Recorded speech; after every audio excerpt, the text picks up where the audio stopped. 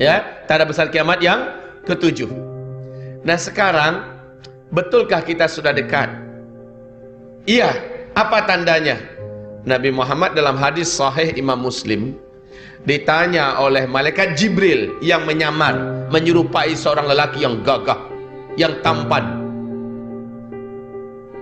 bertanya kepada Rasulullah tentang mata sa'ah, kapan kiamat. Nabi menjawab, saya tak tahu.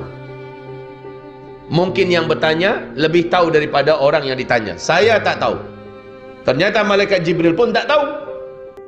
Dan memang Allah sudah firmankan dalam Al-Quran, yas'alunaka 'anis sa'ah ayyana mursaha fima anta min dzikraha ila rabbika muntahaha innama anta munziru man yakhsha.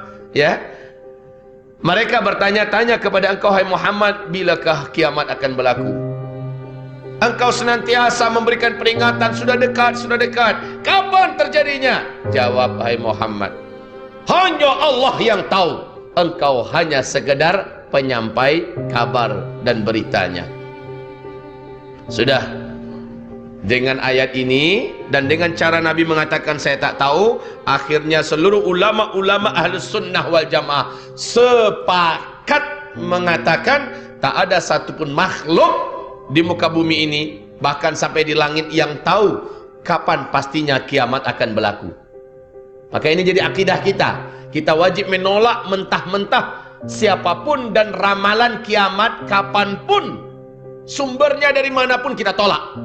Walaupun dari seorang kiai besar, seorang khalifah kutub, seorang syekh kabir berani mengatakan, wah, hafiz Quran 30 juz, semua kitab kuning dalam kepalanya, semua ilmu-ilmu apa dalam kepalanya, dia boleh berjalan di atas awan, tidak basah kena air, tidak terbakar oleh api, janggutnya dari sini sampai ke menara Petronas panjangnya, dan dia memberikan kabar kiamat akan berlaku tarikh anu, bulan anu, tahun anu. Wajib kita tolak. Ini akidah kita. Jadi kapan kiamat berlaku? Allahu a'lam, hanya Allah yang tahu. Oke. Tapi ketika Nabi Muhammad ditanya oleh malaikat Jibril tadi, akhbirni an amaratiha, hai Muhammad, oke kalau begitu, tapi tanda-tanda bahwa kiamat sudah sangat dekat akan berlaku, awak tahu tak? Tanya malaikat Jibril.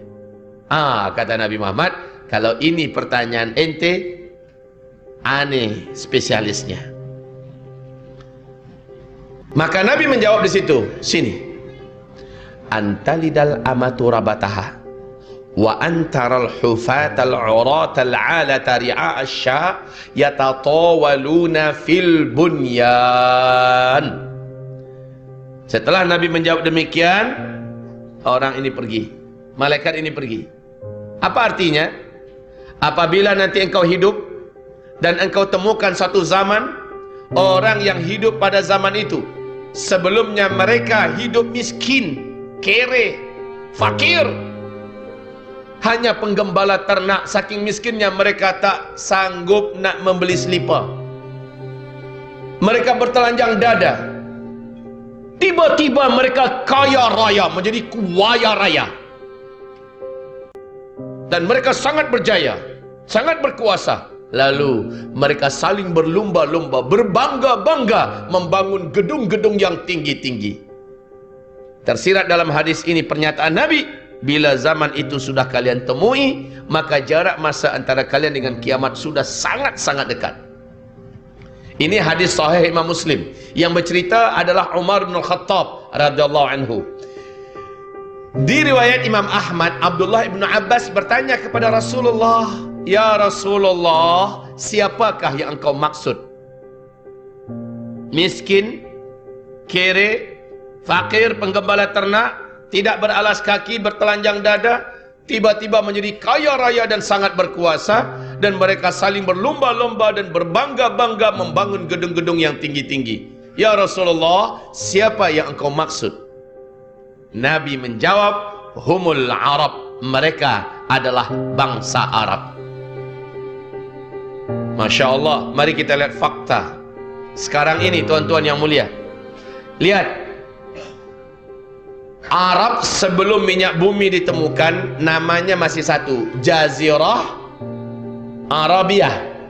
Saya bertanya kepada tuan-tuan yang mulia, kepada perempuan yang terhormat, Jazirah Arabiah dulu kaya apa miskin? Sangat miskin. Negeri gurun Sahara yang luas, pasir yang panas, tandus bagaikan tak bertepi. Dia tak punya apa-apa. Memang miskin tuan-tuan. Tapi bila mana minyak bumi sudah ditemukan, mereka pun berubah menjadi negeri yang kuaya raya. Jadi bukan kaya raya, itu mah biasa.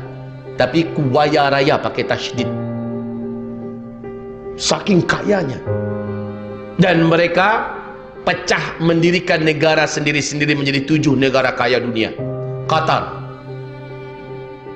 Bahrain, Uni Kuwait, Uni Emirat Arab, Arab Saudi, Oman, dan Yaman. Mari kita lihat apa yang dibawa oleh masing-masing negara ini di kota-kota besar mereka. Apa yang mereka buat? Yang paling dekat di hati kita dulu, Makkah Al-Mukarramah. Silakan, Arab Saudi, kerajaan Arab Saudi buat apa di Makkah Al-Mukarramah, sekitar Masjidil Haram? Masya Allah, gedung-gedung tinggi pencakar langit. Bukit-bukit menjadi hilang, bahkan ada yang masih baki bukitnya, itu pun hanya di bawah pinggul, bahkan hanya sebatas betis-betis daripada hotel-hotel yang ada. Megah, mewah-mewah. Madinah Al-Munawwarah, Masjid Nabawi yang begitu indah dan megah mewah, sekarang sudah hampir tenggelam, dikelilingi oleh hotel-hotel bintang 5, mewah dan tinggi besar-besar.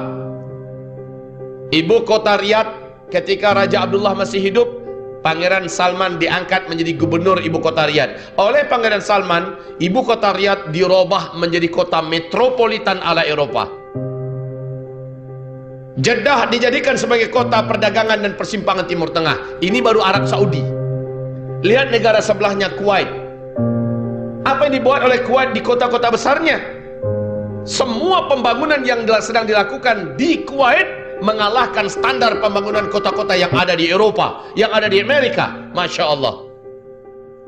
Kuwait harus angkat tangan dan menyerah dibandingkan negara sebelahnya, Bahrain. Bahrain jauh lebih indah, Bahrain jauh lebih hebat pembangunannya, gedung-gedungnya. Masya Allah. Bahrain mesti tunduk dan mengaku kalah oleh negara sebelahnya, Uni Emirat Arab, Abu Dhabi. Abu Dhabi tercatat sebagai negara termewah, terhebat, negara impian dan negara mimpi dunia. Semua cita-cita manusia ada di Abu Dhabi. Hanya di Abu Dhabi, tuan-tuan, ada mesin ATM yang mengeluarkan gold. Masukkan kad, tekan nombor, digit, beberapa digit, keluar emas 1 kilo. Itu hanya di Abu Dhabi. Hanya di Abu Dhabi ada kereta, ada bus yang mulai daripada kulitnya, peletnya, rangkanya, semuanya emas. Cuma ada di Abu Dhabi. Jangan tanya pembangunannya, semuanya Masya Allah. Abu Dhabi harus mengaku kalah oleh kota sebelahnya, Dubai. Pemegang rekod gedung tertinggi nomor 1 di dunia sampai hari ini masih di Dubai. Ternyata bukan Tokyo, ternyata bukan Sydney, bukan Melbourne, bukan Prancis, London, tidak, Dubai. Nama gedungnya Burj Khalifa.